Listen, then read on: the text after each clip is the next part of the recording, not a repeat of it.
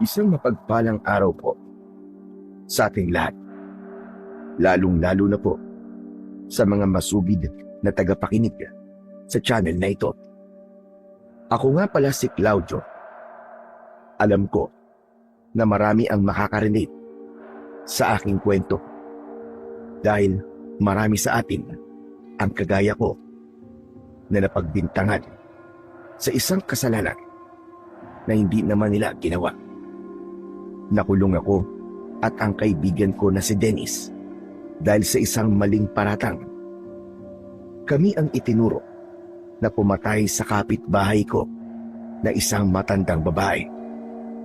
Ang dahilan daw namin kaya namin ginawa ang krimen na yon ay pagnanakaw. Oo, aminado kami na mahirap lang kami ni Dennis, pero lumalaban kami ng patas na buhay. Wala sa bokabularyo namin ang gumawa ng labag sa batas o manlamang ng kapwa para lamang magkaroon ng pera, lalong-lalo na ang pumatay. Noon ay nagtatrabaho kami ni Dennis bilang construction worker hanggang sa may ipinagawa sa amin ang matandang babae na yon sa bahay niya.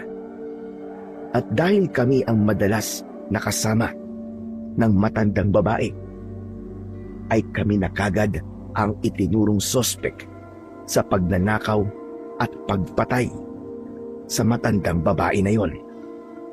Isang taon na kami ngayong nagdurusa ni Dennis sa kulungan. Isang taon na naming pinagbabayaran ang kasalanang hindi naman namin ginawa. Matindi ang sikat ng araw ng umagang yon habang nagbubungkal ako ng lupa sa taniman ng mga gulay sa loob ng kulungan. Araw-araw ko yung ginagawa kasama ang lahat ng preso. Habang abala ako sa aking ginagawa, ay lumapit si Dennis sa akin at nabahala ako dahil sa pasa sa kanyang kaliwang pisngi. Oh, Chong, ano yan? Ano nangyari sa'yo? Bakit may pasa ka na naman sa mukha? Huwag mong sabihin na nakisali ka na naman sa rambulan ng mga preso, ha? Pambira ka, sabi ko naman sa'yo. Tigil-tigilan mo na ang pagsama sa mga grupo rito sa kulungan. Tignan mo, linggo-linggo ka na lang may pasa. Kailan ka ba titigil sa ganyan, ha, Dennis? Kapag ba isa ka ng malamig na bangkay, pagpantay na ba ang mga paa mo? Pabihira naman to. Ang dami mo naman kagad sinabi, Claudio. Daig mo pa mga manghuhula sa Quiapo, eh. Kung makapanghula ka sa nangyari sa akin, eh. Ano ba kasi talagang nangyari sa'yo? Ba't may pasa ka? Yun na nga. Sinuntok ako ng isang pulis na nagbabantay sa atin. Ang bagal ko raw kasing gumalaw, eh.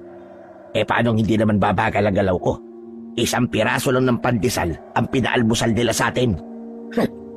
Paano naman ako magkakaroon ng energy sa isang pirasong pandesal, aber? Aba, loko ang pulis na yun, ah. Sino ba yung sumuntok sa'yo?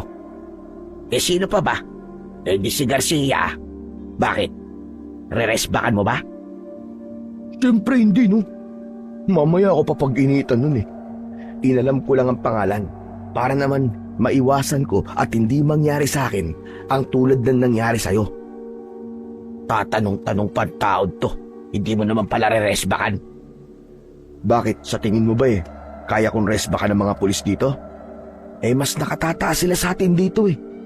Saka kilala mo naman yung si Garcia, no? Pakiramdam nun, Diyos siya rito sa kulungan, at tayo ang mga alipi niya.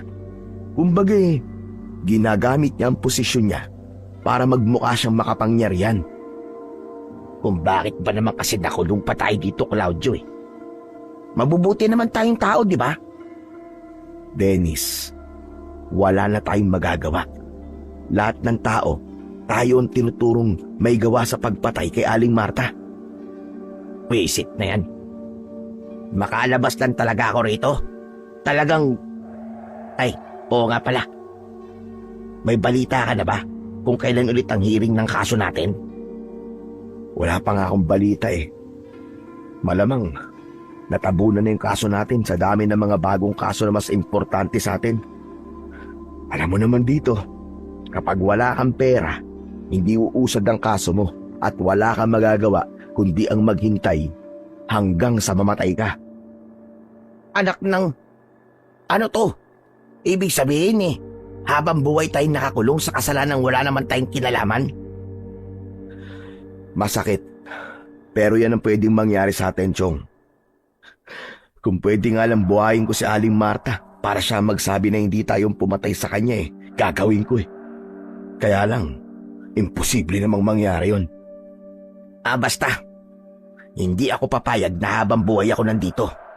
Kung hindi uusad ang kaso natin para mapatunayan na wala tayong kasalanan, ay ako ang gagawa ng paraan para maalabas ako rito.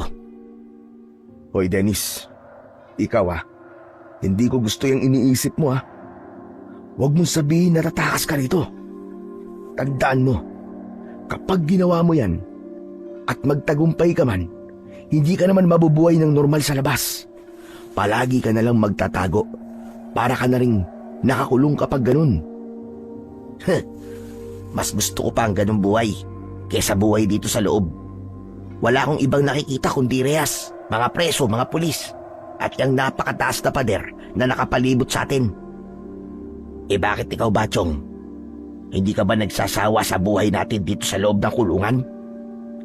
Siyempre nagsasawa. Namimiss ko rin ang buhay natin sa labas na kahit mahirap. Pero malaya naman natin nagagawa ang mga gusto natin.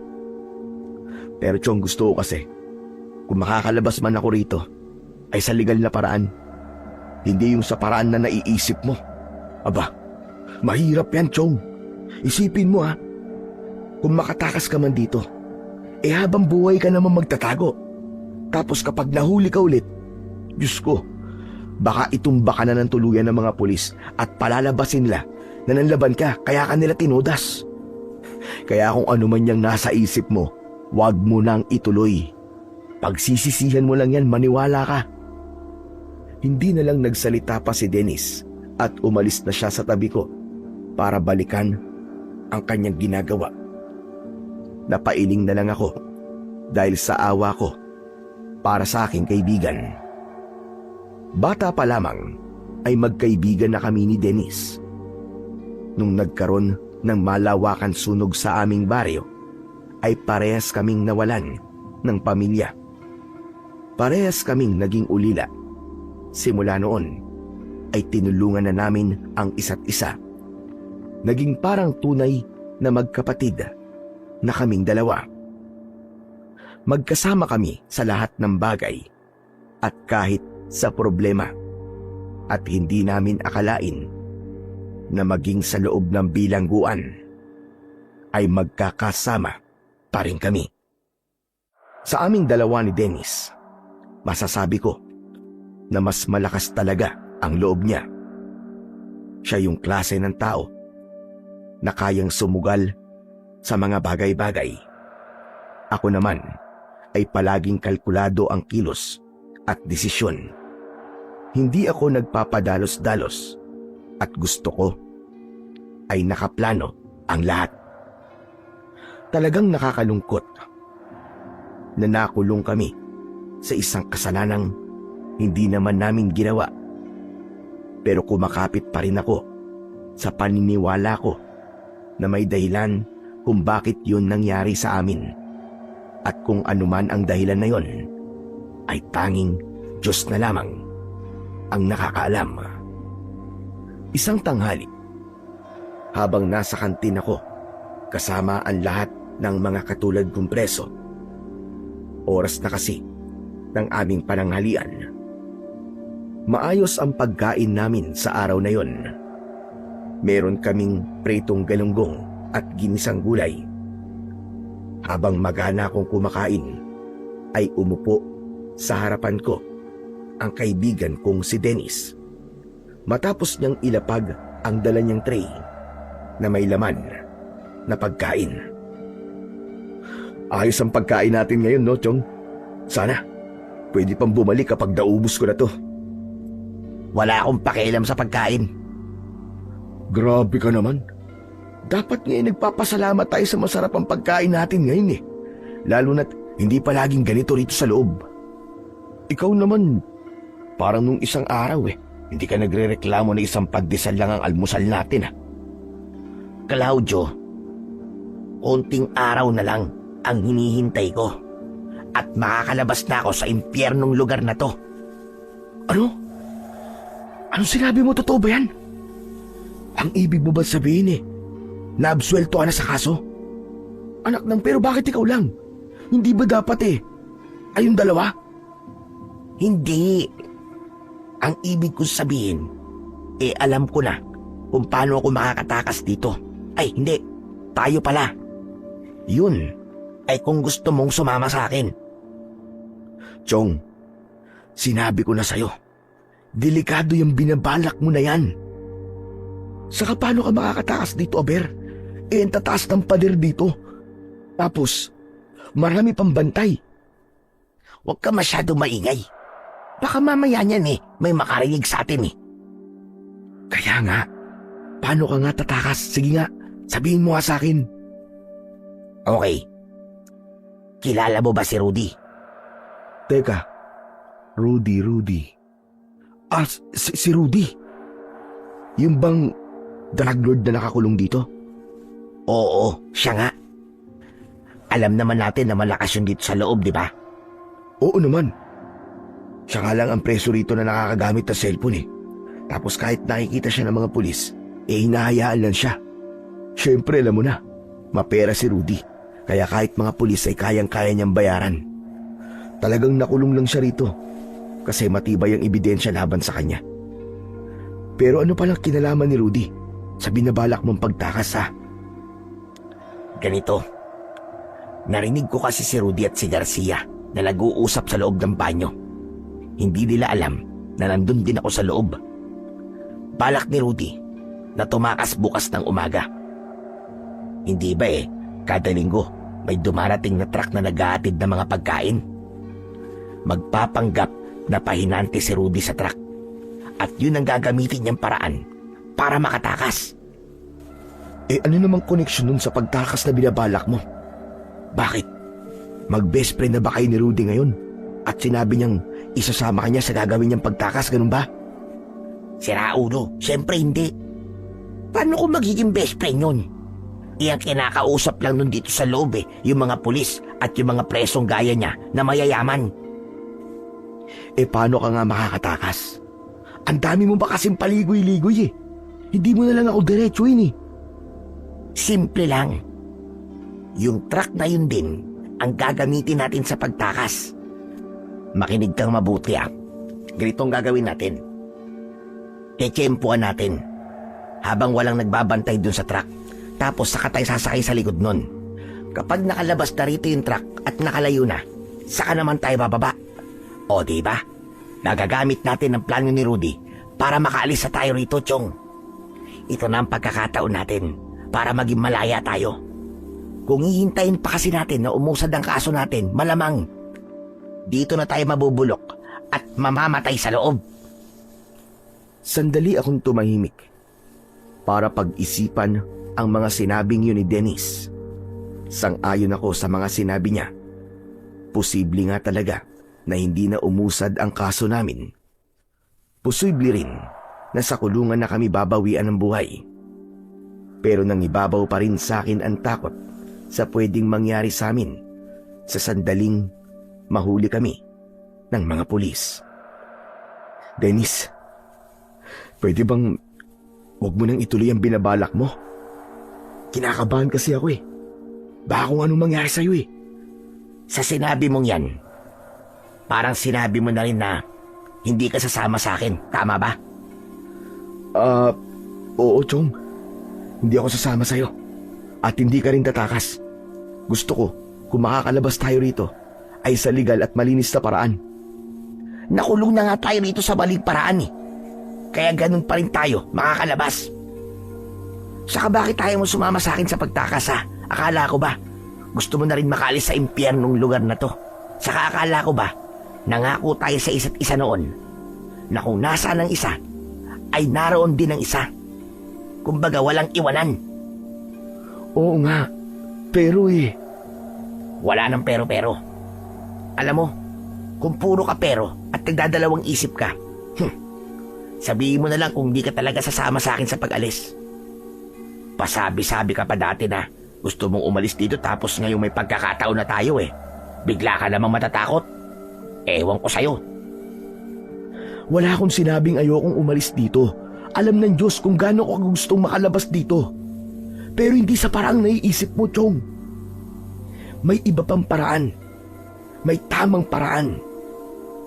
Yung kapag nakalabas tayo rito, ay hindi tayo kailangan matakot na baka mahuli tayo at ibalik tayo rito. Ayoko ng buhay na palaging nagtatago dahil hindi ako kriminal.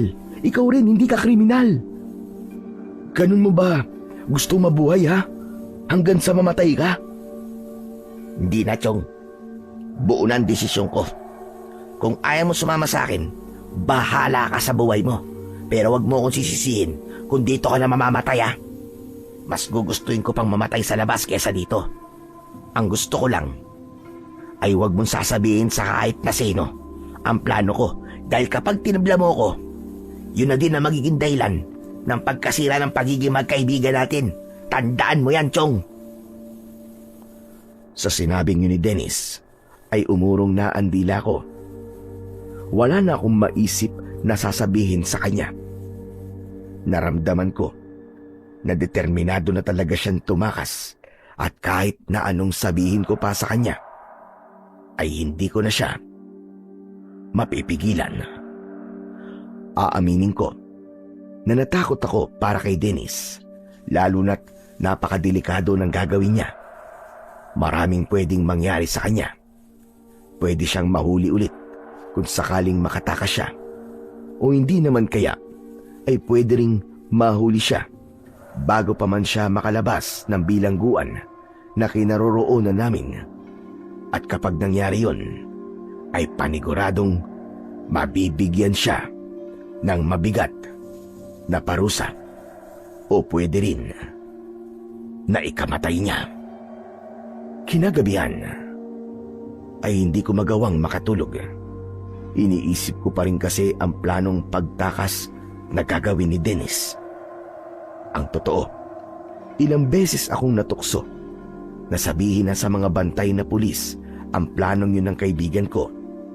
Pero palagi kong naiisip ang sinabi niya at ayokong masira ang pagkakaibigan naming dalawa. Bago na lang ako matulog, ay ipinagdasal ko na sana ay magbago pa ang isip ng kaibigan kong si Dennis at huwag niya nang ituloy ang kanyang planong pagtakas dahil sigurado ko na wala yung maidudulot na maganda sa kanya. Kinabukasan, matapos naming kumain ng almusal, ay nagtungo na kami sa taniman ng mga gulay para gawin ang mga normal na ginagawa namin doon. Habang abala ko sa pagbubungkal ng lupa, ay manaka-naka kong tinitignan si Dennis na nagdidilig. Kapansin-pansin na panay ang tingin niya sa dinadaanan ng mga pumapasok na truck na nagdadala ng pagkain sa kulungan. Doon ko napagtanto na itutuloy niya talaga ang pagtakas. Hindi ka talaga marunong makinig sa akin, Dennis, ano? Sana ay hindi mo pagsisihan ang gagawin mo. Lumipas ang ilang minuto at dumating na ang truck. Nakita ko na huminto si Dennis sa kanyang ginagawa. Hindi niya inalis ang tingin sa truck hanggang sa pumunta na yon sa likod ng kulungan. Binitiwan ni Dennis ang pagdidilig at umalis siya sa taniman ng gulay. Napailing na lang ako. Ipinagdasal ko na sana ay walang masamang mangyari sa kaibigan ko. Alam ko kasi na kapag may nangyaring hindi maganda kay Dennis, ay habang buhay kong sisisihin ang sarili ko kasi hindi ko ginawa ang lahat para siya ay pigilan. Umakto ko ng normal kahit ang totoo ay napakalakas na ng kabog ng aking dibdib. Makalipas ang ilang minuto ay binitiwan ko ang hawak kong piko at malalaki ang mga hakbang na tinahak ko ang daan papunta sa likod ng kulungan. Napahinto ako nang makita ko si Dennis na pasakay na sa likod ng truck. Mas lalo kong binilisan ang paglalakad ko dahil kailangan ko siyang pigilan. Pero bago pa ako makalapit sa kanya, ay nagawa na niyang sumakay sa truck at isinarado ang pinto. Binuksan ko ang likod ng truck at napansin ko ang mga nakatambak na kahon. Pero hindi ko nakita si Dennis. Sumakay ako ng truck, isinarado ko ang pinto at isa-isa kong inalis ang mga kahon hanggang sa nakita ko si Dennis na nakasiksik sa isang sulok. Nagliwanag ang mukha niya nang makita niya ako. Uy, Chong! Sabi ko na nga ba't sasama ka sa akin eh? Hindi mo ko matitiis eh. Nagbago na ba ang isip mo? Oo, nagbago na ang isip ko. Ang sabi ko kasi sa sarili ko, ay hahayaan na lang kita sa plano mo, pero ngayon hindi na. Kailangan kitang pigilan sa pagtakas mo. Ano sabi mo? Hindi ako mapayag. Kung hindi ka sasama sa akin, hayaan mo na lang ako. Umalis ka na rito, bumaba ka na. Hayaan na ano? Na mapahama ka? Hindi, Chong. Hindi mangyayari yun. Kaibigan mo ako, kaya ako to ginagawa. Halika na. Lumabas na tayo rito bago pa may makakita sa atin. Paniguradong ibabartoli na tayo kapag nahuli tayo ng mga pulis. Sa tingin mo ba, ay papayag ako sa gusto mong mangyari? Nek-nek mo. Nandito na ako, no? Ito na ang pagkakataong matagal ko nang hinihintay. At hindi ko na to sasayangin. Kung bababa ka ng truck na to, ikaw na lang. Wag ako. Magsasalita pa sana ako, pero bigla nang nabuhay ang makina ng truck.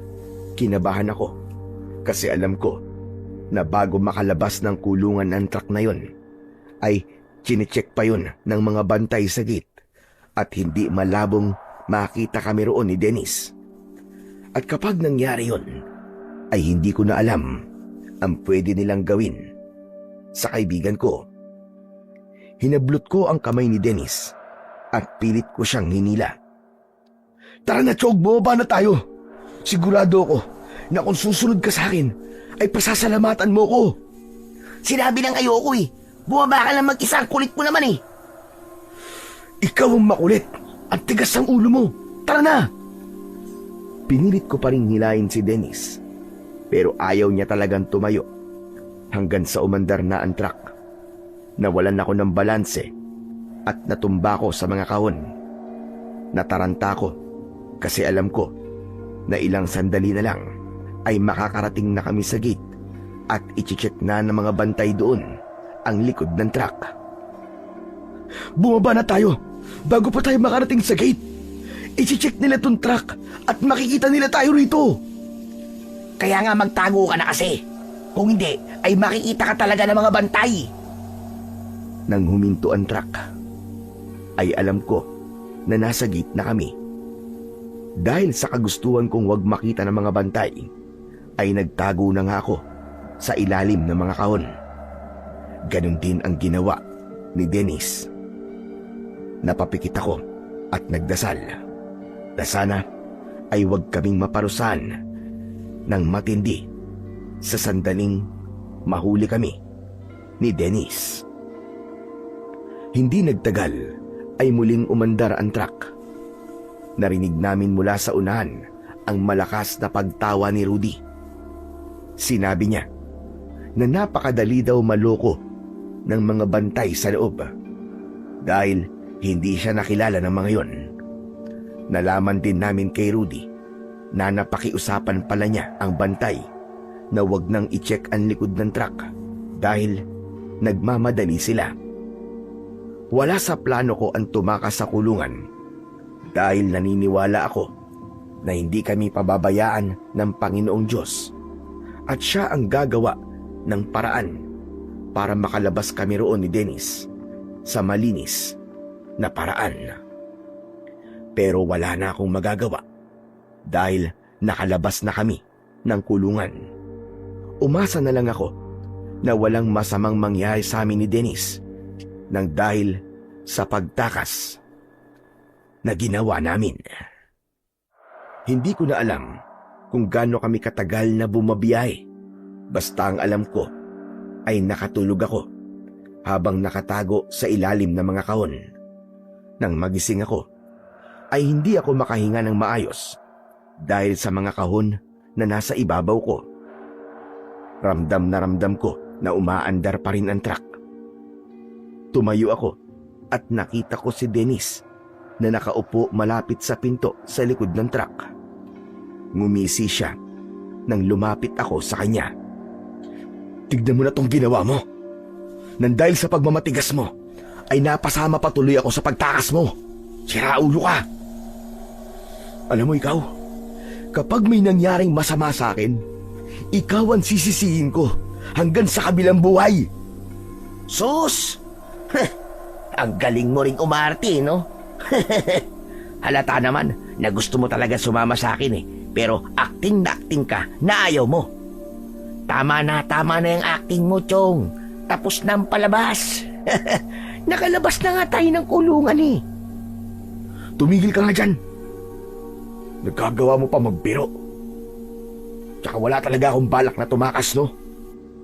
Malay ko ba na aandar kagad tong truck na to? Sa gitna ng mahinang pag-uusap namin ni Dennis, ay biglang huminto ang truck. Kinabahan ako at nakiramdam kung ano-ano na ang bagay na tumatakbo sa utak ko ng mga sandaling yon. Naisip ko na baka naramdaman ni Rudy na meron silang sakay na mga tao sa likod. O di kaya naman ay narinig kami. Hanggang sa narinig namin na sinabi ni Rudy na kailangan niya palang umihi. Nanlaki ang mga mata ko nang marahang binuksan ni Dennis ang pinto ng likod ng truck. Sumilip siya roon at nakita ko mula sa maliit na siwang na madilim na pala sa labas. Sumenya siya sa akin na kailangan na naming bumaba.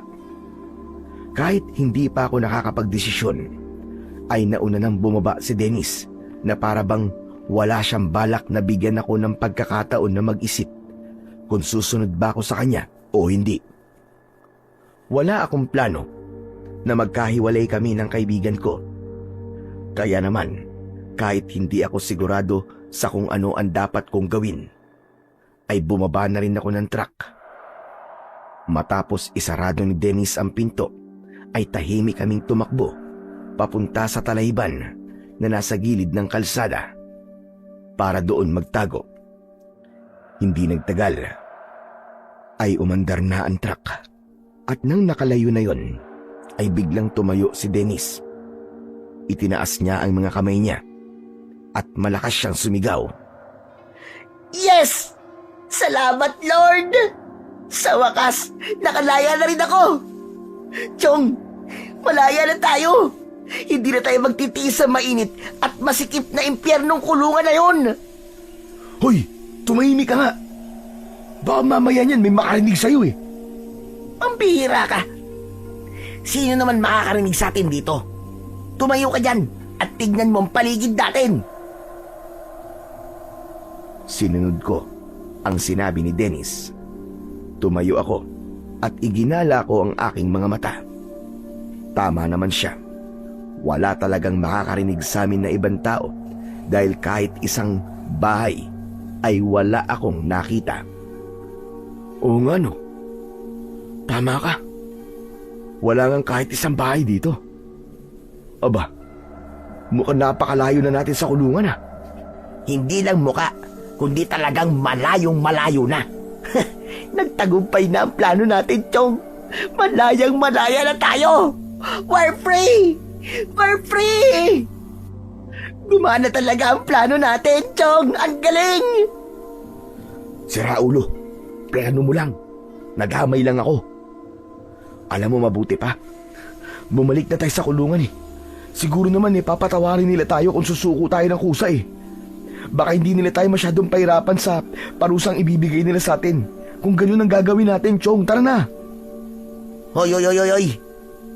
Ikaw nababaliw ka na ba? Tumakas na nga tayo, di ba? Tapos babalik pa tayo. Anong kalokohan niyang naiisip mo? Hindi pwedeng mauwi sa wala itong effort natin. Saka isipin mo nga, sa sobrang lupit at walang awa ng mga pulis at bantay sa kulungang yon, sigurado ko, Chong, nabubugbugin nila tayo hanggang sa mapuno ng pasa ang buong katawan natin. Kaya kung gusto mo mangyari yun sa'yo, sige, bumalik ka sa kulungan. Huwag kang umasa, nasasaba ako sa'yo.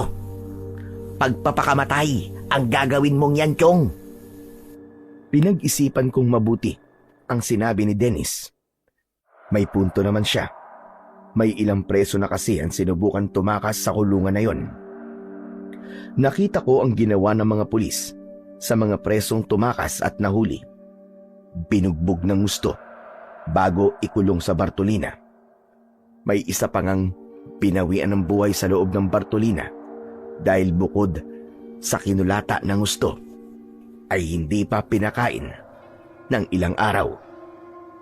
Habang nag-iisip ako, ay naglakad na si Dennis papasok sa talahiban. Wala na akong nagawa kundi ang sumunod sa kanya dahil para sa akin ay mas makabubuti kung magkasama kaming dalawa. Hoy Dennis! Saan ka pupunta? Hindi ko alam, Chong. Basta, hindi tayo pwedeng maglakad sa kalsada kasi mas malaki ang tsansang mahuhuli tayo. Ano kaya, Chong, kung bumalik na lang tayo sa baryo natin? Nandun ang bahay natin, di ba? Hindi na tayo ganong mahihirapan na magsimula kasi may bahay naman tayo eh. Alam mo ikaw, Claudio, minsan hindi ko alam kung palabiro ka lang talaga o hindi ka talaga nag-iisip eh. Sige, bumalik ka sa baryo natin kung gusto mo para makita ka ng mga tao ron. Alam mo naman, di ba? Na galit silang lahat sa atin dahil iniisip nila na tayo talaga ang pumatay kay Aling Marta. At hindi rin malabo na sila pa ang magdadala sa atin pabalik sa kulungan. Sa bagay, tama ka, Chong. Pambira naman kasi. Hindi na ako makapag-isip ng maayos dahil sa sobrang kabe. Pakiramdam ko ano man sandali. Bigla na lang may mga pulis na susulpot at tatagtarin tayo ng bala. Huminto si Dennis at humarap siya sa akin. Hinawakan niya ang magkabilaan kong balikat at diretso niya akong tinignan sa aking mga mata. Anong gagawin mo, Chong? Ang sabi mo kasi kinakabahan ka, di ba? Papakalmahin kita. Sumabay ka sa paghinga ko. Inhale. Exhale. Inhale. Exhale. Ginawa ko ang sinabi ni Dennis. Sinabayan ko ang paghinga niya. Paulit-ulit naming ginawa yun hanggang sa bumalik na sa normal ang tibok ng puso ko. O ano? Kumusta ang pakiramdam mo ngayon? Ayos, di ba? Medyo okay na. Kumalma na nga ako. Pero Chong, parang nasusuka ako, Chong. Oh, bakit naman? Paano? Naamoy ko kasi yung hininga mo kanina ba nag-i-inhale exhale tayo eh. Ang baho, Chong. Anak ng putya. Parang amoy ng bulok na bagang. Amoy imburnal. Kumain ka ba ng diaper na may laman na kung ano? Bakit naman ako kakain ng diaper? Anong palagay mo sa akin, aso? Sa kaya babahong hininga ko ay dahil kaninang umaga pa tayo walang kain. Ikaw nga rin eh. Ang baho ng hininga mo. Pero may narinig ka ba sa aking reklamo? Wala, di ba? Weh, mabaho. Amuyin ko nga. Aba, oo nga no. Abaho rin pala ng hininga ko. Nagugutom na kasi ako, Chong. Wala ba tayong makakainan dito? Maglakad-lakad pa tayo rito sa Talayban. At baka may makita tayong restoran. Ha? May restoran dito? Pero Chong, kahit may restoran dito, wala naman tayong perang pambayad. Ewan ko sa'yo, Claudio. Hindi ko alam kung nagkukunwari ka lang na mangmang o talagang mangmang ka eh. Nagbibiro lang ako. Paano bang magkakaroon ng restoran sa gitna ng Talayban? Diba? Saka bago tayo maghanap ng pagkain, ay damit muna ang hanapin natin. Tignan mo, Nakasuot pa tayo nitong kulay orange sa damit. Tara na, maghanap na tayo ng pampalit dito. Nang naglakad na uli si Dennis, ay sumunod na lang ako sa kanya. Nang sandaling yon, ay tinanggap ko na lang na nakasama na ako sa pagtakas niya sa kulungan, kahit labag yun sa aking kalooban. Umasa na lang ako na walang masamang mangyayari sa amin at inisip ko na kahit mali ang aming ginawa, ay plano pa rin yun ng Diyos para sa aming dalawa. Wala akong ideya kung nasaan lugar kami ni Dennis. Bukod sa madilim dahil gabi, ay hindi pamilyar sa akin ang lugar na yon. Hindi nagtagal ay may nakita kaming isang kubo na nakatayo sa isang malawak na bakuran. Yun ang nag-iisang bahay roon. Huminto muna si Dennis sa paglalakad. Kaya naman, huminto na rin ako. Oh, ba't ka huminto? Chong, tignan mo. Ayun oh, may kubo. Tapos sakto, may mga nakasampay na damit sa labas. Naiisip mo ba kung ano naiisip ko? Hindi. Hindi naman kasi isang utak natin eh. Ano ka ba? Hindi ba sabi ko ay magpapalit tayo ng damit? Yung mga nakasampay na damit ang ipapalit natin sa suot natin ngayon. Ano? Magnanakaw tayo? Chong, wag naman ganyan. Magiging kriminal na talaga tayo niyan eh. Bakit? May iba ka ba bang pwedeng pagkunan ng damit? Wala naman, di ba? Saka hindi ba ang sabi ko ay hindi tayo pwedeng makita ng ibang tao na nakasuot ng pampreso. Dahil siguradong ititimbre tayo ng mga yun sa mga pulis para tayo makakagalaw ng normal kung ganito ang suot natin. Oo nga no. Tama ka. Pero hindi ba pwedeng magpaalam na lang tayo sa may-ari ng mga damit na nakasampay? Baka kasi yan na lang ang mga damit niya tapos kukunin pa natin. Alam mo, yung pagiging sobrang bait mo ang magpapahamak sa atin eh. Ang mabuti pa dito alang-alang. Ako na lang ang kukuha ng mga damit para sa ating dalawa. Sige. Maganda nga yan naisip mo. Agad na kumilos si Dennis. Tahimik siyang naglakad palapit sa mga nakasampay na damit sa labas ng kubo. Panay ang dasal ko na sana ay hindi siya mahuli. Hindi nagtagal ay nakakuha na si Dennis ng mga damit. Pabalik na sana siya sa kinaroroonan ko nang biglang may isang matandang lalaki ang nagbukas ng pinto ng kubo at may dalayong matalas na itak. Hoy! Mga magdadakaw! Ibalik nyo mga damit ko! Agad na naalerto si Dennis. Tumakbo siya ng mabilis papunta sa akin. Nang makita namin na papalapit sa amin ang matandang lalaki na may dalang itak, ay natataranta kaming tumakbo palayo sa kanya. Ibalik nyo mga damit ko! Mga walang hiya kayo! Mga demonyo! Chong, ibalik mo na yung mga damit. Sabi ko naman kasi sa'yo eh. Hindi magandang ideya to eh. Hindi ko na ito ibabalik sa kanya. Baka mamaya tagtadim pa niya ako ng taga eh. Basta tumakbo na lang tayo ng tumakbo. Matanda na yun. Hindi na tayo nun maaabutan. Ganun nga ang ginawa ko. Hindi ako tumigil sa pagtakbo ng mabilis. Palayo na ng palayo ang distansya namin sa matandang lalaki at pahina na rin ng pahina ang sigaw niya. Nang makalabas kami sa talayban, ay dumiretso kami sa isang lugar na maraming puno. Habang lumilipas ang mga minuto, ay napansin ko na nasa loob na kami ng isang kagubatan. Pero dahil sa wala kong ibang nasa isip kundi ang makalayo kami sa matandang lalaki, ay hindi ko na yun pinansin. Hanggang sa humihingal na huminto si Dennis, binitiwan niya ang mga damit na dala niya at itinuon niya ang mga kamay niya sa katawan ng isang puno habang habol niya ang kanyang paghinga. Teka, Chong, sandali. Pagod na ako, Chong. Tingnan mo nga, kung nakasunod pa rin sa atin ang matandang yun. Mukhang wala na, Chong. Naiwan na natin. Salamat naman. O ano, pumili ka na ng damit mo dyan para makapagpalit na tayo.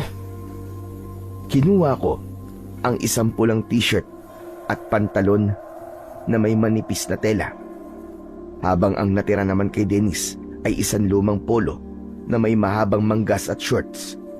Nagmamadali naming isinuot ang mga damit. Ayos din to mga damit ni Tatang ah. Salamat na lang sa kanya. Ayos! Namiss ko rin magsuot ng normal na damit. Pero Chong, nakakakonsensya tong ginawa natin. Pag nanakaw to eh. Saka nakakaawa yung matanda. Talagang hinabol pa niya tayo. Baka nga tama ang sinabi ko na ito lang ang mga damit na meron siya. Huwag mo nang isipin yung matandang yun. Mas maawa ka sa atin kapag nahuli tayo ng mga pulis kasi nakasuot tayo ng pampreso. Pero Chong, ano bang plano natin ngayon? Saan ba tayo pupunta? Sa totoo lang, Chong, hindi ko alam. Wala pa akong plano. Ang gusto ko lang kasi talaga ay makatakas sa bilangguan na yon. Gusto mo bang magpahinga na muna tayo? Gusto ko nga sana eh, pero saan naman tayo magpapahinga? Nasa loob tayo ng gubat. Di dito tayo mismo magpapahinga sa gubat. Ha? Anak ng bakit naman dito?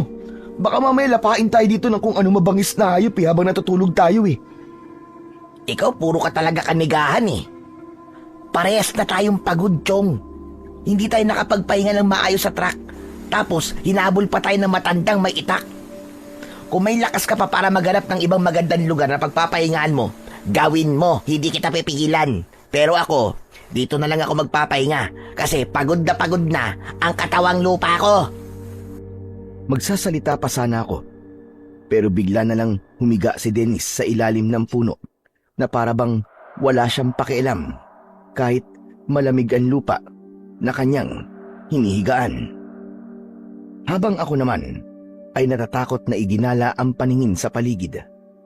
Wala na akong nagawa kundi ang humiga na rin dahil talagang pagod na ako. Pumikit na ako at inisip ko na isang malambot at mabangong kama ang aking kinahihigaan hanggang sa tuluyan na akong nakatulog. Nang magising ako ay umaga na. Maliwanag na ang paligid at ang una kong narinig ay ang sabay-sabay na paghuni ng mga ibon. Tulog pa rin si Dennis ng mga sandaling yon. Nakanganga pa nga siya at parang ang sarap-sarap ng tulog niya dahil tumutulo pa ang kanyang laway. Tumayo ako at inunat ko ang aking katawan dahil sobrang sakit ng likod ko. Mahina akong sinipa si Dennis sa hita niya hanggang sa nagising siya, pero halatang wala pa siya sa sarili dahil muli siyang pumikit. Ano ba, Claudio? Istorbo ka naman sa pagtulog ko eh. Bumangon ka na dyan. Nagugutom na ako, Chong. Di pumila ka na dun sa kantin. Ikuha mo na rin ako ng pagkain at itabi mo kasi baka mamaya maubusan ako ron. Anong kantin ang pinagsasasabi mo dyan? Hoy, baka nananaginip ka ha. Pinapaalala ko lang sa'yo na wala na tayo sa loob ng kulungan nang dahil sa kagagawan mo. Gumising ka na! Napabalikwas ng tayo si Dennis. Para siyang wala sa sarili na lumingalinga sa paligid.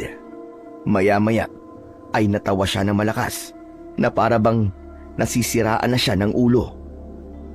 Naku, mukhang nababaliw na ang kaibigan ko ha. Hindi ako nababaliw, no? Masaya lang ako kasi talaga palang nakaalis na tayo sa impyernong kulungan na yon. Lord, salamat po! Salamat po talaga, Lord! Walang Diyo, talagang iniisip mo na si Lord ang may kagagawan kaya tayo nakatakas at sa kanya ka nagpapasalamat ha. Saka nakalabas nga tayo ng kulungan. Pero para pa rin naman tayong nakakulong kasi kailangan nating magtago. Ay, ang dami mo naman kagad sinabi. Magpasalamat ka na lang at malaya na tayo. Oo nga pala. Nagugutom ka na ba? Oo nga. Kanina ko pa sinasabi sa iyo eh. Kaya nga kita ginising para tanungin kung saan tayo kukuha ng pagkain eh. Kung makapagtanong ka naman sa akin ng ganyan eh, parang alam ko ang pasikot-sikot sa gubat na to at alam ko kung saan kukuha ng pagkain. Pero Chong, huwag kang mag-alala. Maghahanap tayo ng pagkain kasi nagugutom na rin ako. Tara na! Nagsimula na kami maglakad ni Dennis sa gubat na yon para maghanap nga ng pagkain. Lahat ng puno na dinadaanan namin ay tinitignan ko kung mayroong bunga. Lumipas ang ilang minuto pero bigo pa rin kaming makakita ng pagkain o kahit tubig na pwede naming inumin. Hanggang sa may nilapitang halaman si Dennis at manghang-mangha niya yung tinignan. Uy, Chong! Ayos! May pagkain na tayo! Ha? Nasaan? Itong halaman na to. Natatandaan ko na kinakain ko to nung bata pa ako eh. Nakalimutan ko lang kung anong tawag dito eh. Meron tong maliliit na bunga, tapos merong laman na masarap na parang jelly. O, tignan mo oh. Ang daming bunga, Chong. Tiba-tiba tayo. Teka. Sigurado ka ba na yung halaman na yan talagang makakain? Baka hindi pwede yan, Chong. Baka mamaya may laso niyan. Ikaw talaga oh. Wala ka bang tiwala sa akin? Tingnan mo at kakainin ko. Binuksan ni Dennis ang isang bunga at kinain niya ang laman nun.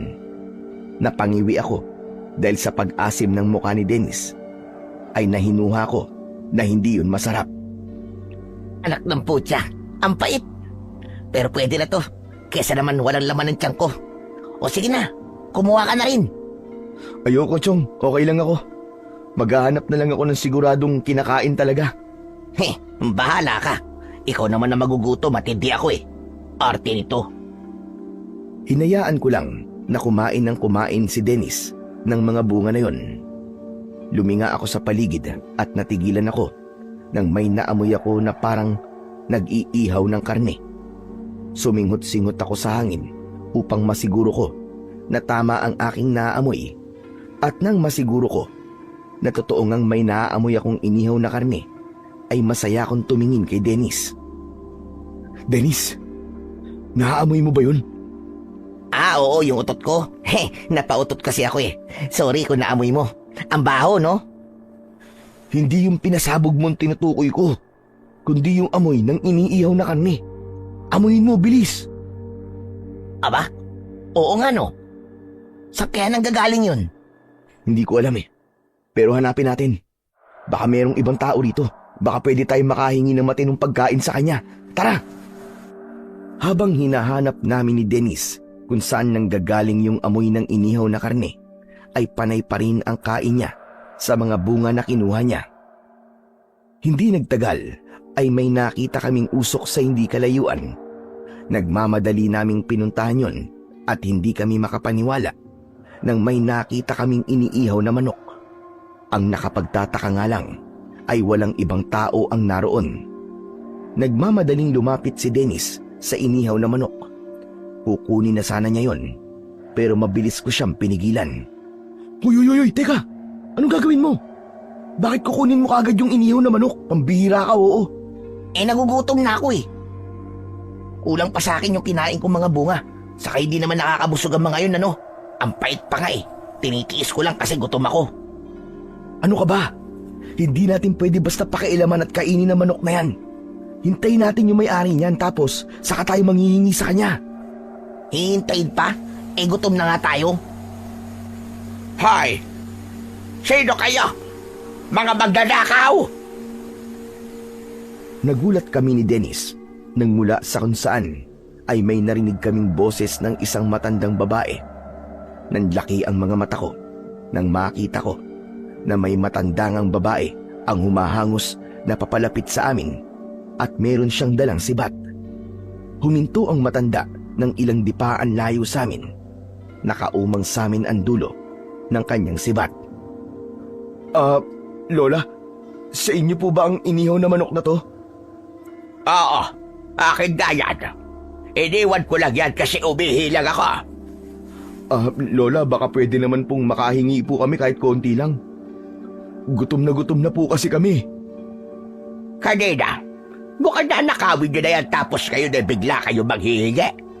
Sigurado ako na kung hindi ako dumating, malamang ninakaw nyo na yan at nilantakan. Sa ilatsa pa lamang ng pagmamukha nyo ay halatang hindi na kayo mapagkakatiwalaan. Grabe naman po kayo kung makapanghusga sa amin, Lola. Nagtaka ako nang biglang kumapit si Dennis sa braso ko.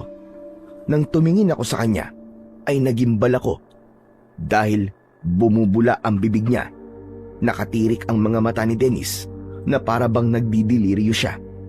Hanggang sa bumagsak na siya sa lupa at doon na siya nangisay. Agad kong dinaluhan ang kaibigan kong si Dennis.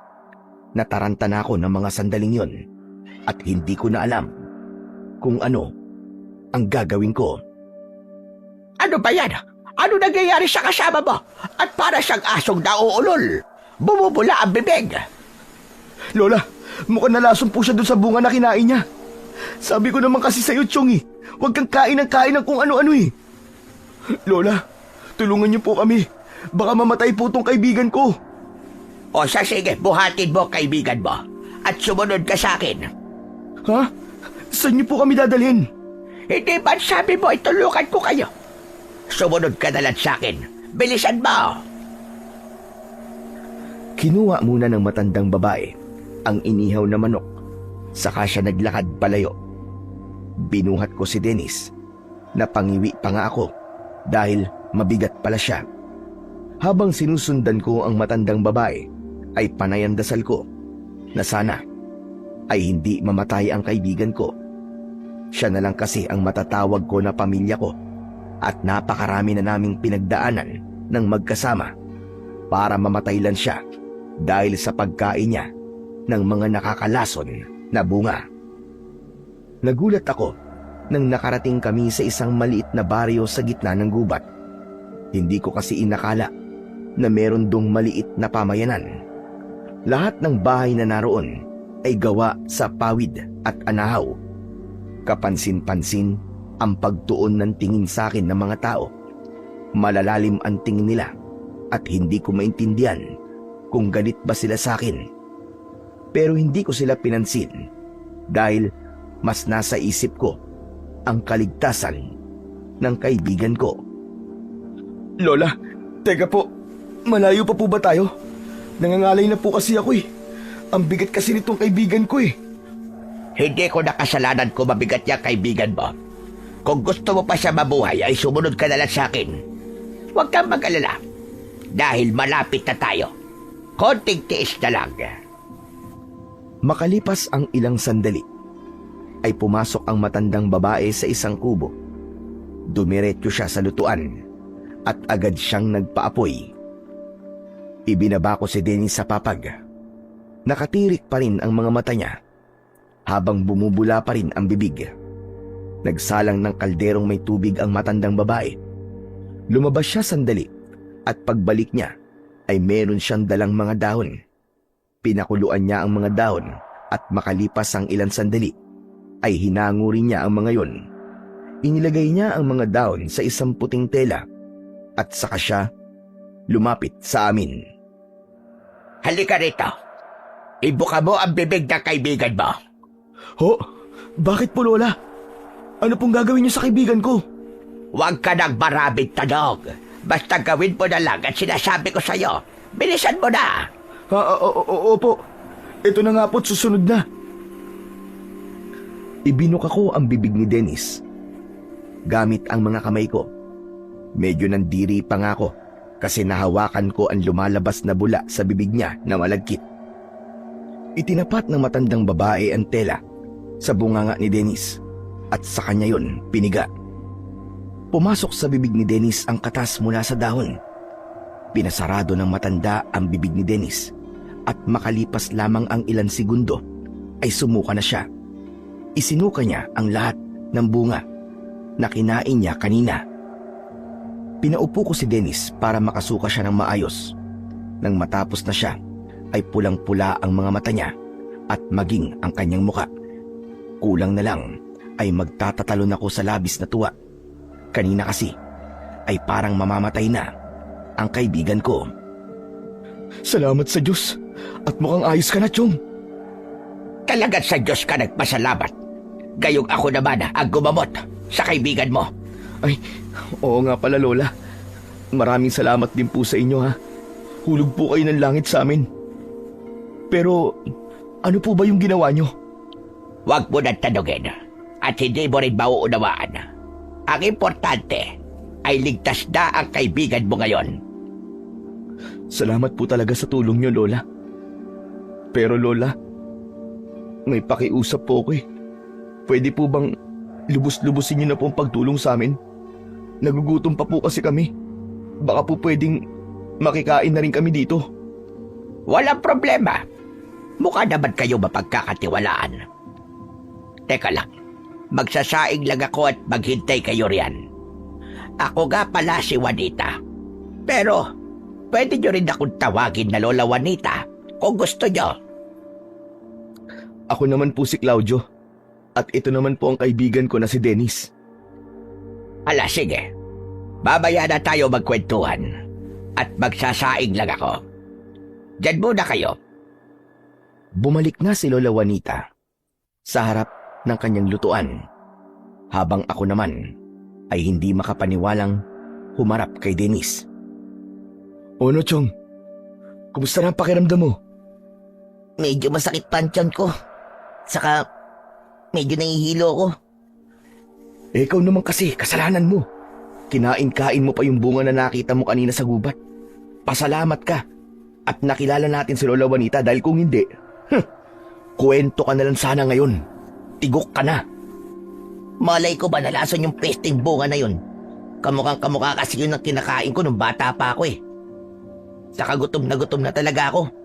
Kaya kung ano na lang ang makain ko, kakainin ko talaga. Hindi bale. Ang mahalaga ay buhay ka at makakakain na tayo. Konting hintay na lang. Totoong pagkain na to. Matapos ko yung sabihin, ay napatingin ako kay Lola Juanita. Nahuli ko siyang nakatingin ng malalim sa amin ni Dennis. Agad niyang inilayo ang tingin niya sa amin nang mapansin niyang nakatingin din ako sa kanya. Labis akong nagpasalamat sa Panginoong Diyos ng oras na yon dahil pakiramdam ko ay napunta kami sa tamang tao.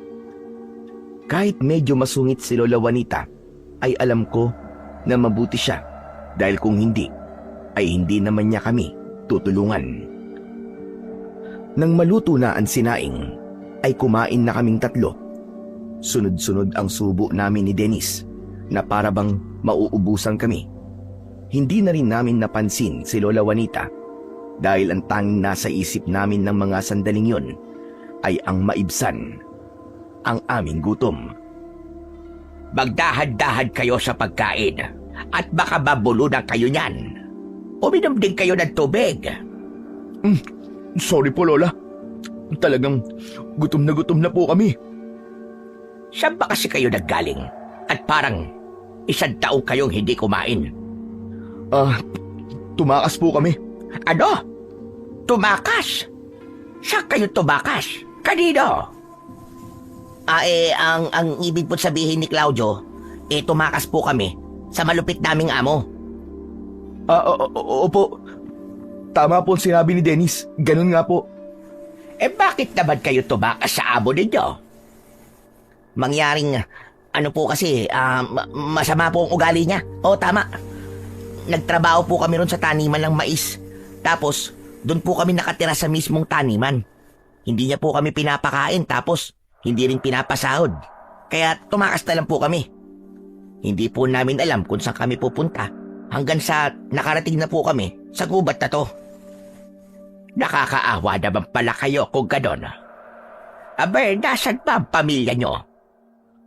Wala na po sila. Namatay po silang lahat nang magkaroon po ng sunog sa aming baryo. Kung ganon, ay wala na pala kayong mauuwian. Tama ba ko? Nagulat ako nang biglang umiyak si Dennis. Para siyang kinurot sa singit ng napakapino para umiyak siya ng ganon. Tama po kayo, Lola. Wala na po kaming mauuwian ni Claudio. Parehas na po kaming ulila at walang bahay. Wala rin po kaming trabaho. Sa totoo nga lang po, hindi na po namin alam kung may direksyon pa nga ba ang buhay namin, lalo na't hindi po kami nakapagtapos ng pag-aaral. Siguro po, pag alis po namin dito sa bahay nyo, ay mapupunta po kami sa lantsangan.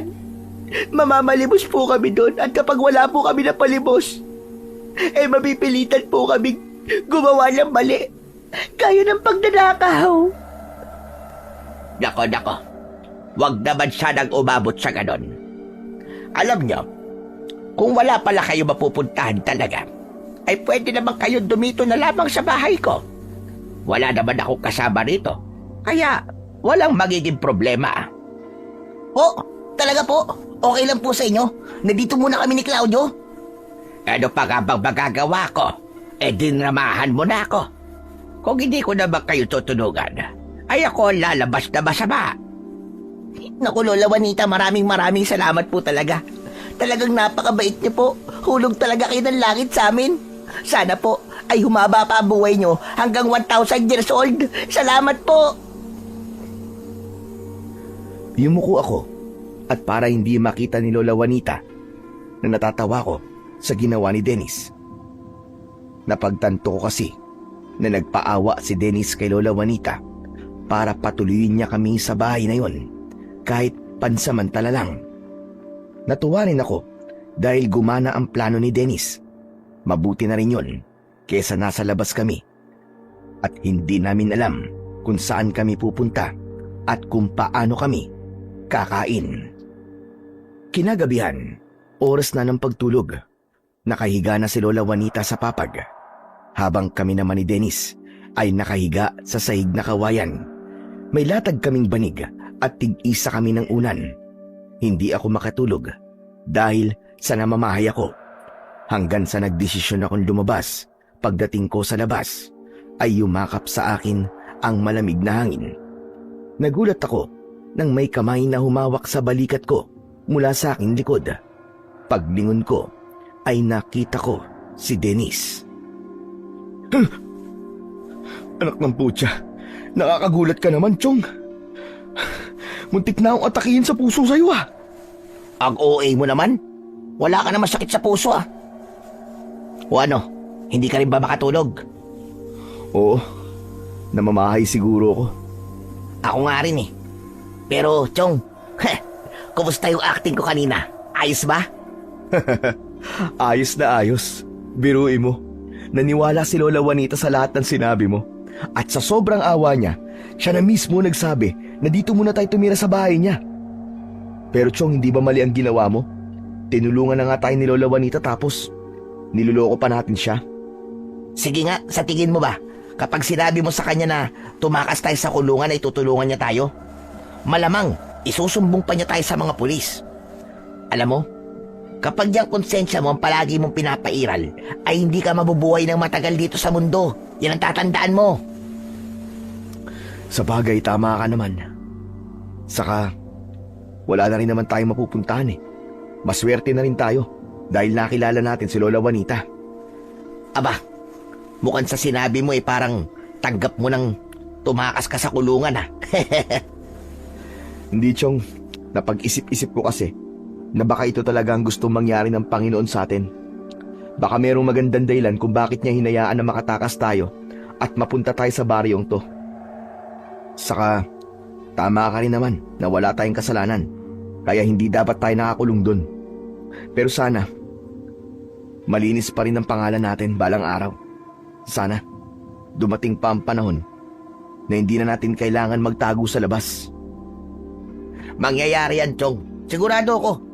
Pero habang hindi pa nangyayari ang mga sinabi mo, kailangan nating magtagong mabuti. Saka, mukhang okay nga tong lugar na napuntahan natin eh. Walang kuryente, kaya hindi mababalitaan ng mga tao rito na takas tayo sa bilangguan. Saka tignan mo nga oh, sobrang liblib. Biruin mo, nasa gitna ng gubat ang baryong to. Hindi naiisipin ng mga pulis na nandito tayo. Kaya nga eh, yan nga din ang naisip ko kanina eh. Sana talaga ay makapagtago tayo rito ng matagal, ano? Saka kung nandito tayo, makakagalaw tayo ng maayos, hindi yung panay ang tago natin. Tumpak. Tapos, ayaw-ayaw ka pa sumama sa akin sa pagtakas. O ano ka ngayon? Natawa ako sa sinabing yon ng kaibigan kong si Dennis. Pero naputol ang pagtawa ko nang may napansin akong tao na naglalakad sa malayo. Kakaiba ang paraan niya ng paglalakad. Para siyang lasing na hindi ko maunawaan. At habang papalapit siya, ay doon ko nakita na namumula ang mga mata niya at nakakatakot ang kanyang itsura. Naglalaway siya na para bang isang mabangis na hayop. Kinalabit ko sa braso si Dennis at itinuro ko sa kanya yung lalaki. Chong, tignan mo. Nakatakot yung lalaki na yun, oh. Parang papunta siya rito sa atin. Adik ba yun? Parang ang lakas ng tinira niya. Pulang-pula yung mata oh. Chong, pumasok na tayo. Baka kung ano pang gawin niya sa atin. Ngunit bago pa kami makahakbang ni Dennis, ay biglang tumakbo ng mabilis ang lalaki, papalapit sa kinaroroonan namin. Sabay kaming napasigaw at saka kami tumakbo pabalik sa loob ng kubo ni Lola Juanita. Agad naming isinarado ang pinto na gawa sa kawayan. Muli kaming napasigaw nang pilit na itinutulak ng lalaki mula sa labas ang pinto. Dinig na dinig namin ng mga sandaling yon ang pag-angil ng lalaki na para bang siya ay isang mabangis na hayop. Itinuon namin ng gusto ni Dennis ang aming katawan sa pinto para hindi yun mabuksan ng lalaki. Nagising si Lola Juanita at nagtataka siyang lumapit sa amin. Sandali lang! Ano ba nangyayari? Lola!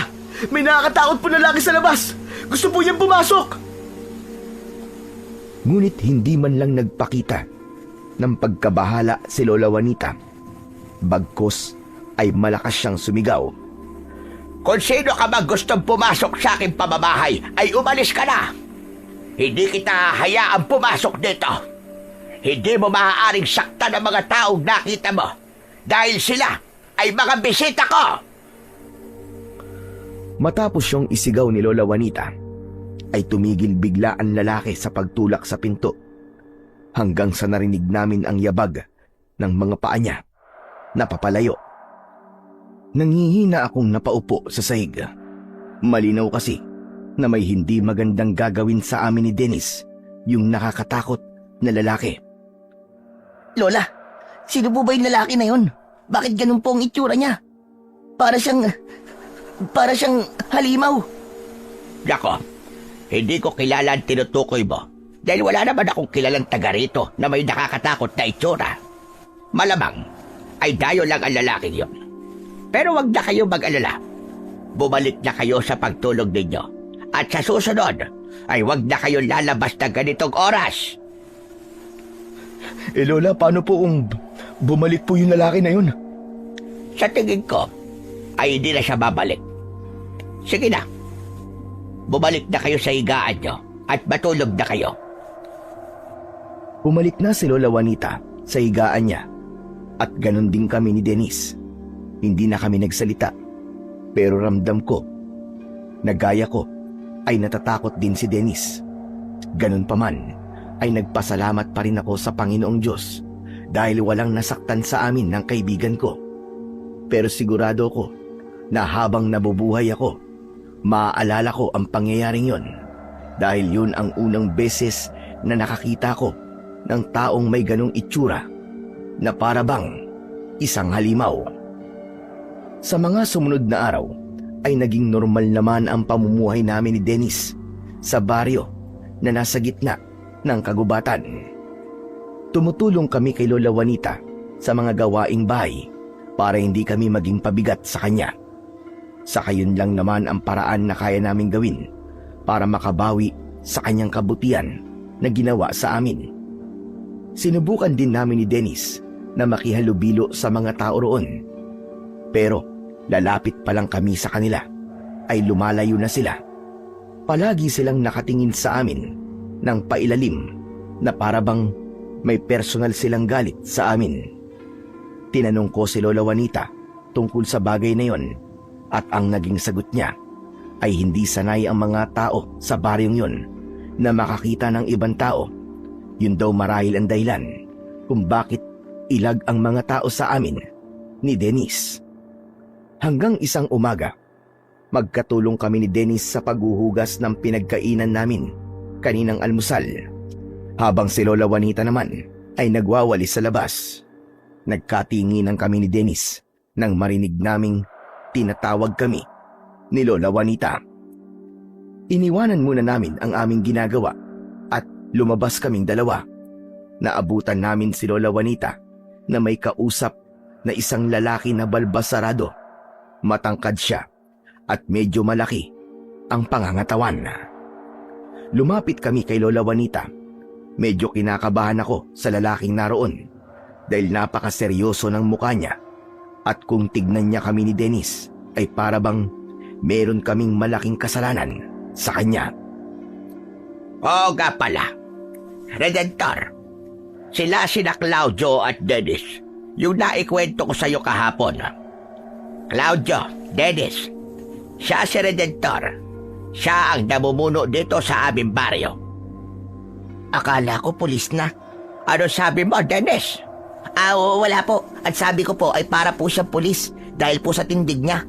Antikas kasi ng tayo nyo, Mang Redentor. Para po kayong pulis eh.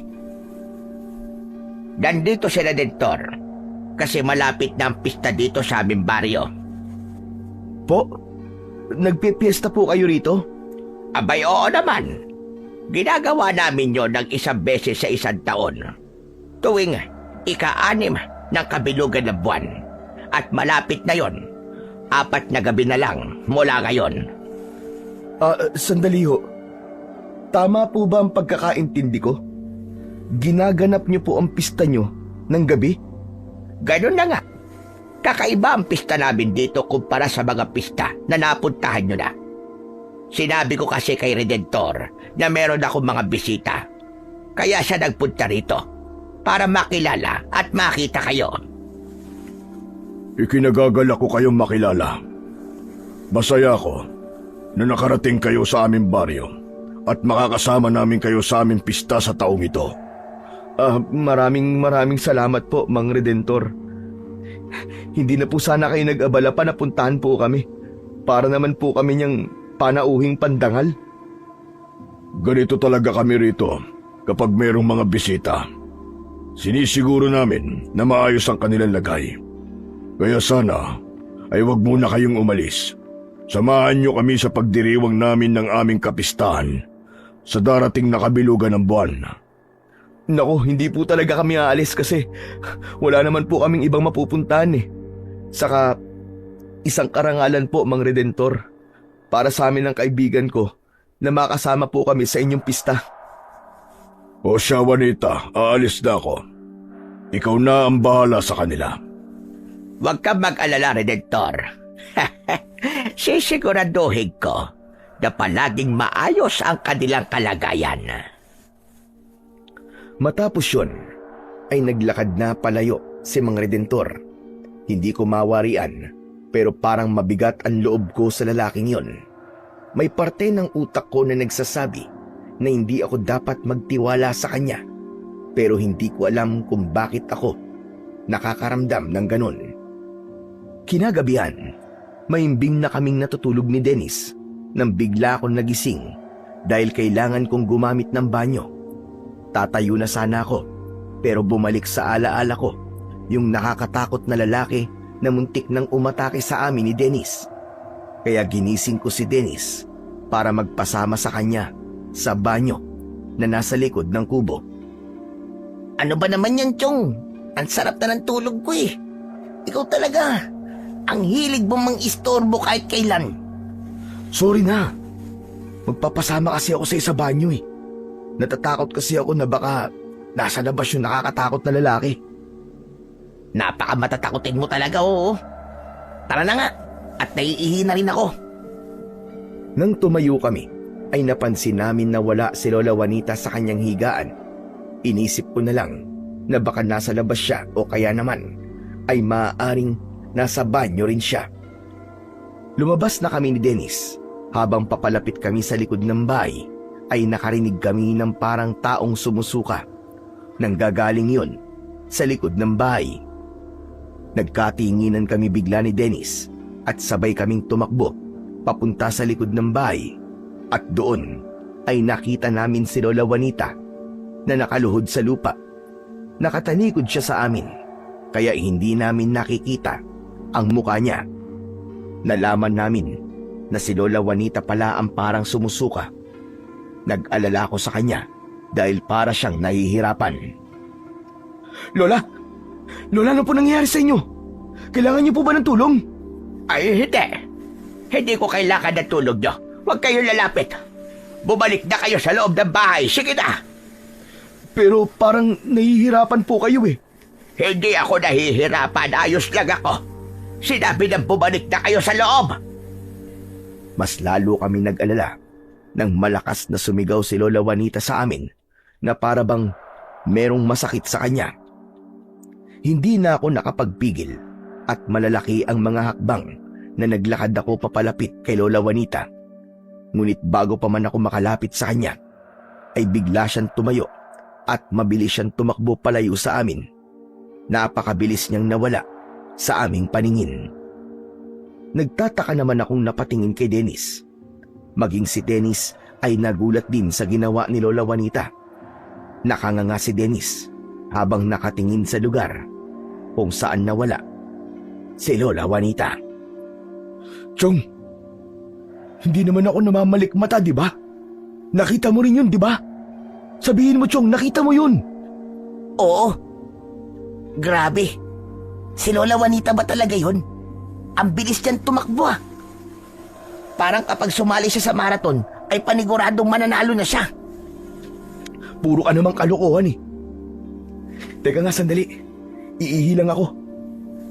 Pumunta ako sa banyo at nang matapos na ako, ay si Dennis naman ang sumunod. Bumalik na kami sa loob ng kubo at iniisip pa rin namin kung paanong nakatakbo si Lola Juanita nang ganun kabilis. Magdamag namin siyang hinintay. Alam namin na babalik siya. Pero inabot na kami ng madaling araw. Pero walang Lola Juanita ang bumalik. Hanggang sa parehas na kaming nakaramdam ng antok ni Dennis at nagdesisyon na kami na matulog.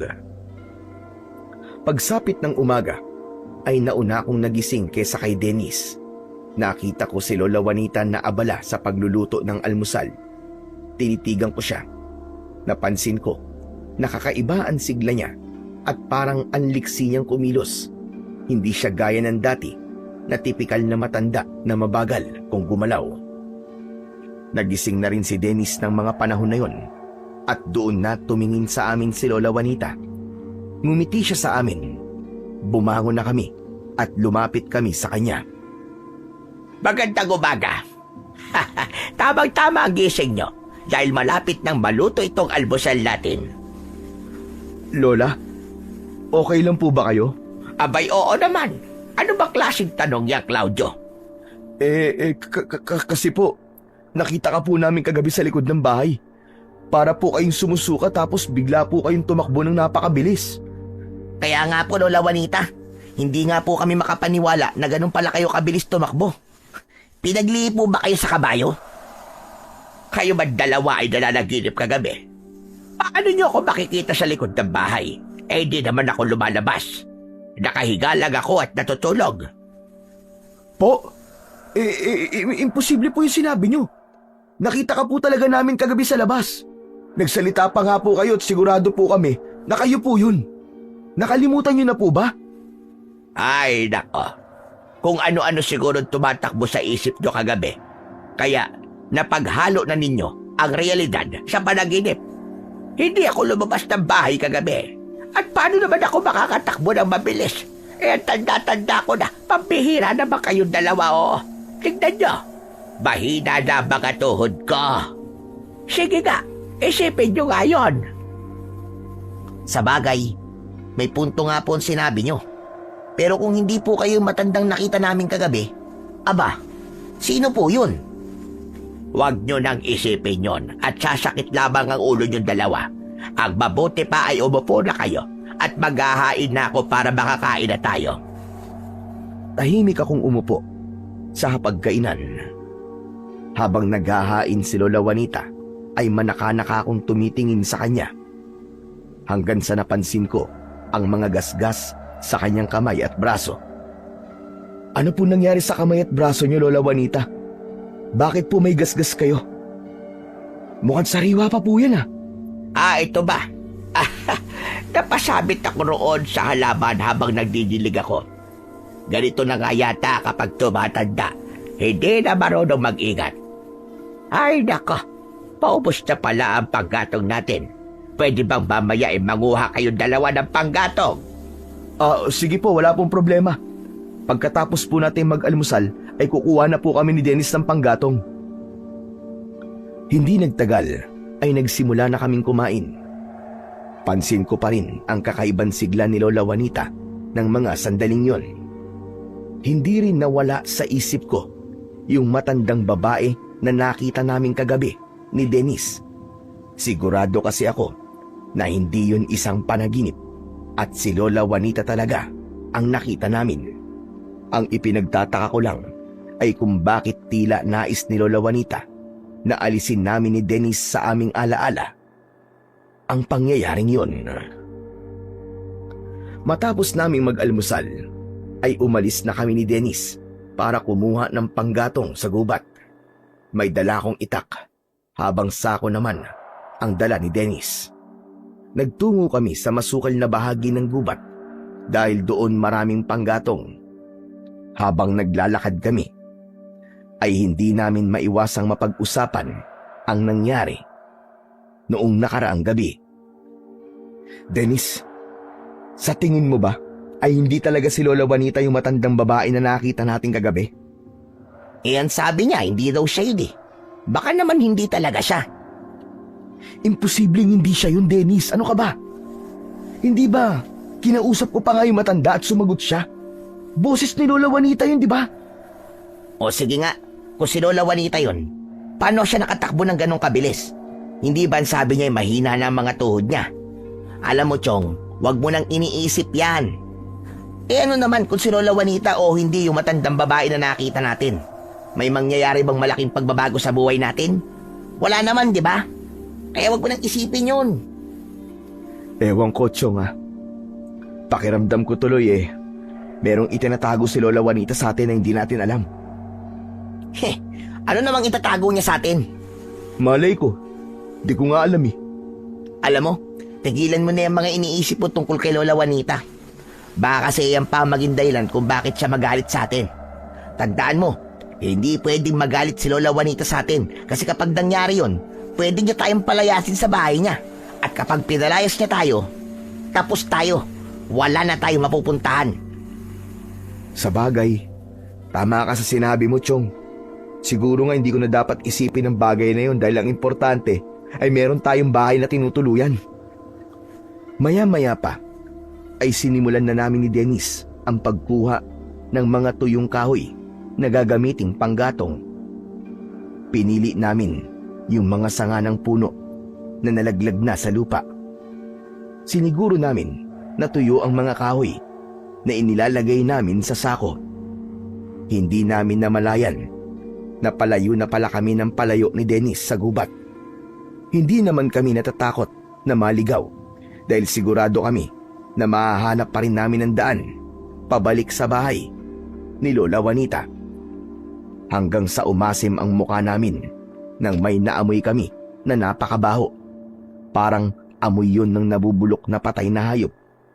Nakakasulasok ang amoy na naging dahilan para maduwal kami ng ilang beses. Anak ng putya, ano ba yun?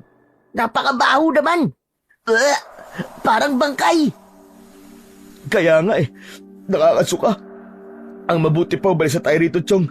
Baka kung ano pang mangyari sa atin. Tara na. Tama ka. Sa iba na lang tayo maghanap ng panggatong. Nakakasuka talaga dito. Ang baho. Naglakad na kami paunahan ni Dennis. Malalaki ang aming hakbang. Nagmamadali na kami dahil patindi ng patindi ang mabahong amoy at medyo sumasakit na ang ulo ko dahil sa amoy na yon. Nagulat at napasigaw kami nang may natapakan kaming malambot na parte ng lupa. Gumuho ang lupa at nahulog kami sa isang may kalakihan at medyo malalim na hukay. Nagimbal kami nang makita naming ang hukay na yon ay puno ng buto at bungo ng mga tao. May ilan na halatang matagal nang naroon at may iba na nabubulok pa lang. Meron doon isang bangkay ng tao na halatang kalalagay lang doon. Nagsisisigaw kami ni Dennis at nataranta kami ng gusto. Parehas kaming hindi alam ang gagawin. Hanggang sa may sumilip na matandang lalaki mula sa itaas ng hukay at inilihad niya ang isa niyang kamay sa amin. Abutin niyo ang kamay ko!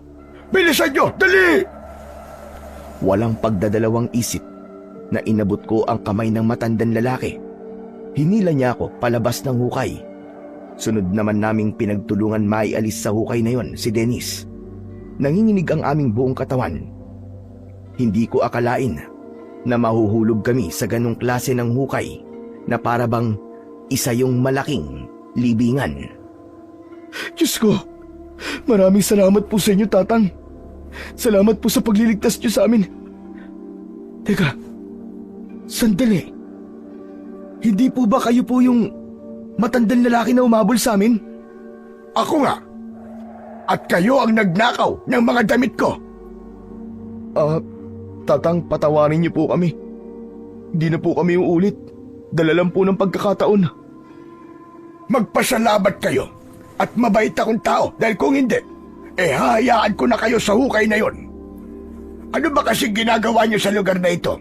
Hindi niyo ba alam kung gaano kadelikado rito? Bakit po delikado rito?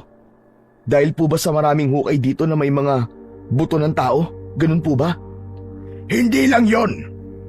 May isang baryo ng mga aswang sa gubat na ito. Po? Ano kanyo? Baryo ng mga aswang?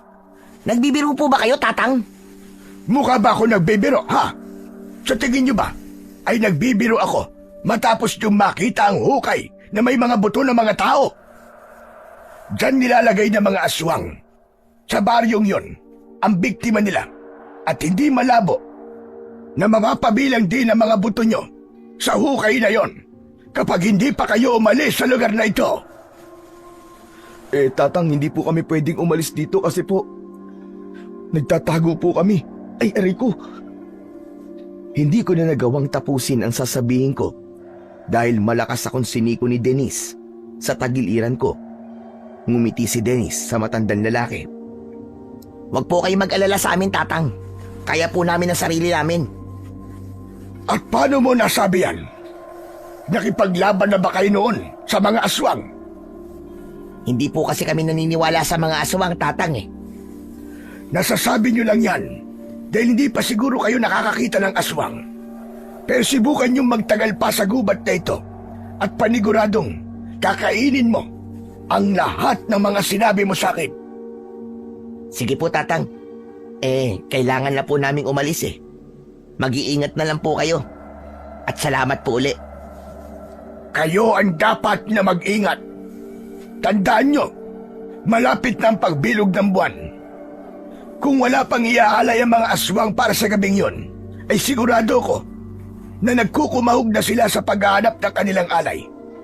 Kaya kung gusto nyo pang mabuhay, ay umalis na kayo rito. Ano po, Tatang? Alay? Tao po ang iaalay nila sa kabilugan ng buwan? Ginagawa nila yon upang mas lumakas sila at mas sumaba ang buhay nila. Kaya kung ako sa inyong dalawa, ay aalis na ako rito. Chong, tara na. Huwag mo nang intindihin ang mga sinasabi ng matandang yan. Hinawakan ako ni Dennis sa braso at hinila niya na ako palayo sa matandang lalaki. Malalaki ang mga hakbang namin pero hindi ko napigilang lumingon sa matanda. Umalis na kayo rito kung gusto niyo pa mabuhay. Pero kung sakali na atakihin kayo ng mga aswang, magtungo kayo sa talon sa direksyon ng sinisikatan ng araw.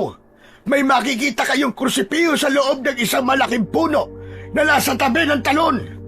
Takot ang mga aswang sa krusipiyo na yon.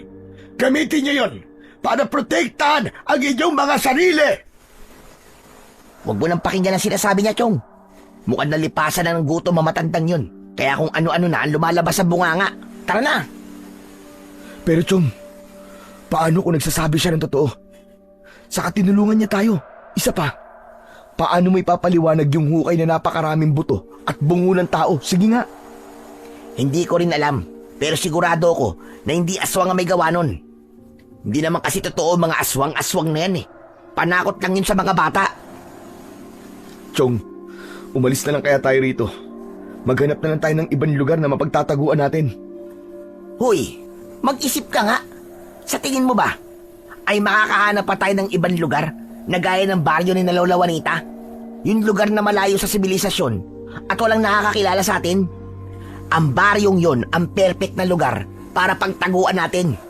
Huwag ka maniwala sa sinabi ng matandang yon. Ang isipin mo ay kung paano tayo hindi mahuhuli ng mga pulis. Kasi yun ang importante.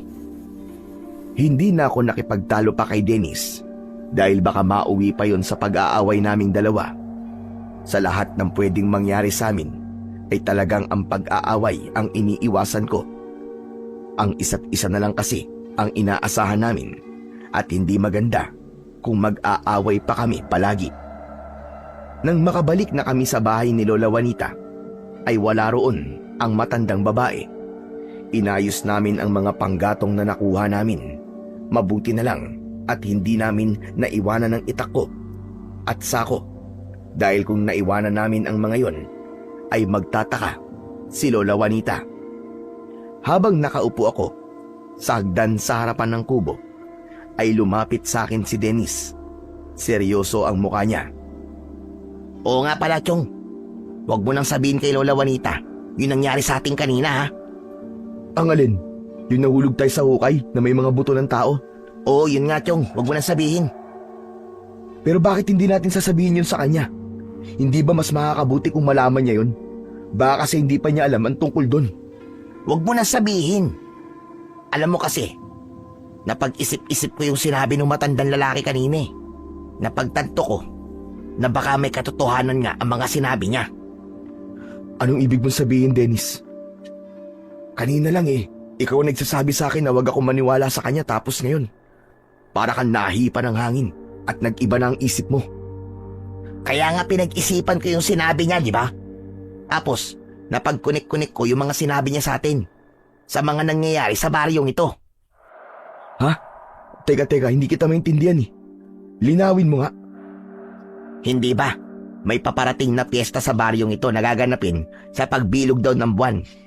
Ang sabi sa atin ng matandang lalaki, may isang baryo sa gubat na ito na puro mga aswang ang nakatira. Tapos sa darating na pagbilog ng buwan, ay mag-aalay sila ng mga tao para lumakas sila at mas sumaba pa ang buhay nila. Sa tingin mo ba, may iba pang baryo sa gubat na to bukod sa baryo kinaroroonan natin ngayon? Tumahimik muna ako para pag-isipan ang mga sinabi ni Dennis. Pinag-isipan ko ng mabuti kung ano ba ang nais niyang iparating sa akin. Hanggang sa namilog ang mga mata ko at gumapang ang matinding kilabot sa buong katawan ko nang mapagtanto ko na ang gustong sabihin sa akin ni Dennis. Ang ibig mo ba sabihin ay ang baryong kinaroroonan natin ngayon ay ang baryo ng mga aswang na tinutukoy ng matandang lalaki, ganun ba? Huwag kang maingay. Baka mamaya may makarinig sa'yo. Oo, yun ang naisip ko kanina. Pero akala ko ba sabi mo, hindi totoo mga aswang? Yan ang paniniwala ko. Pero sabi ko nga, ay nag-isip ako, di ba?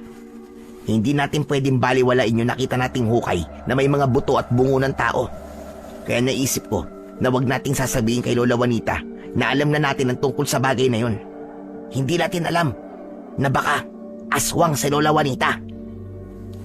Pero Chong, parang imposible namang aswang si Lola Juanita. Hindi ba Chong, tinulungan niya tayo nung nalason ka?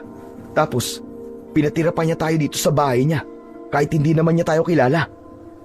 Kung totoo ang sinabi ng matandang lalaki, sa tingin ko, kaya tayo tinulungan ni Lola Juanita ay para hindi tayo umalis sa baryong ito hanggang sa dumating ang kabilugan ng buwan. Kailangan nila tayo, Chong, para meron silang iaalay. Ano ka mo? Chong, ayoko maging alay ng mga aswang. Paniguradong mamamatay tayo kapag hinayaan natin mangyari yun, Chong. Kaya nga kailangan na nating umalis dito sa lalong madaling panahon. Kung pwede nga ngayon na umalis na tayo eh. Eh di umalis na tayo. Huwag na tayo magsayang ng oras. Tara na! Nagulat kami ni Dennis nang biglang dumating si Lola Juanita. Nakatingin siya sa amin habang may namumuong luha sa kanyang mga mata. Marahan siyang lumapit sa amin. Tama bang narinig ko? Aalis na kayo dalawa? Ano po kasi, Lola eh? Hindi po kami aalis. Bakit naman po kami aalis?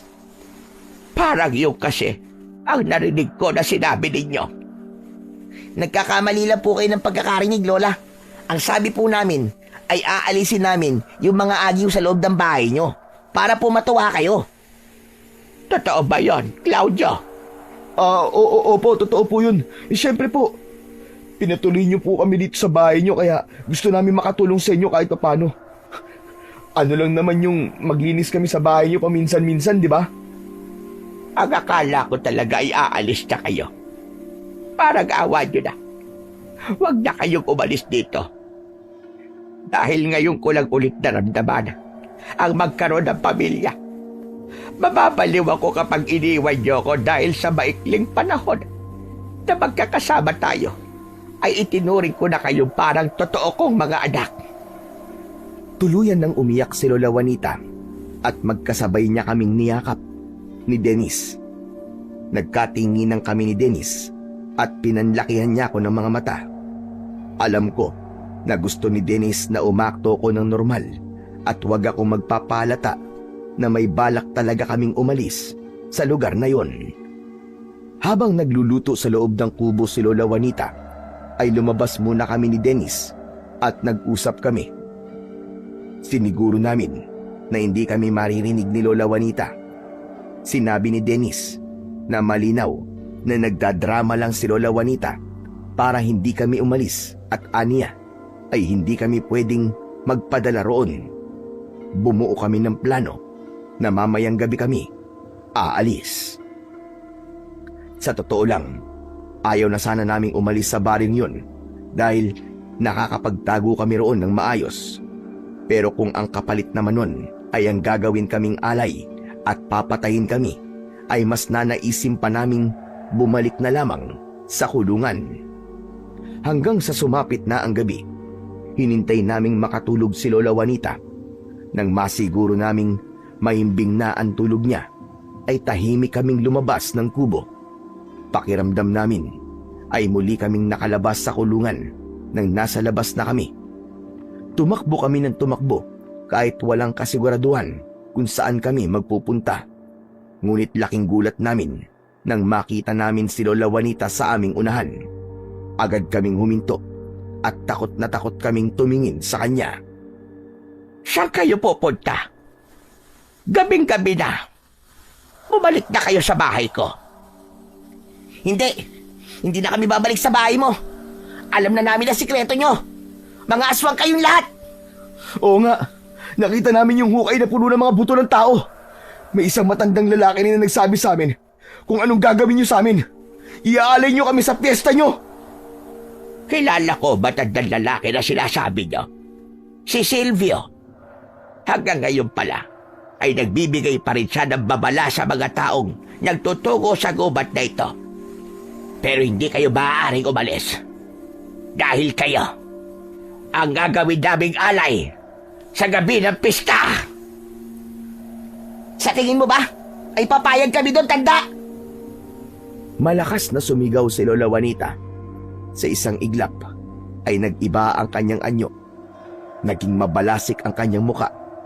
Nagkaroon siya ng matutulis na ngipin at bahagyang humaba ang kanyang mga kuko. Malakas siyang umangil na para siyang isang mabangis na hayop. Malakas kaming sumigaw ni Dennis. Bigla kong sinunggaban ni Lola Juanita na nasaan yung aswang na. Napahiga ako sa lupa habang nasa ibabaw ko si Lola Juanita.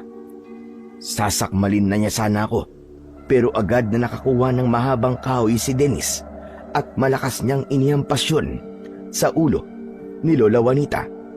Malakas niyang sinipa si Lola Juanita at nang mawala siya sa ibabaw ko ay agad akong tumayo.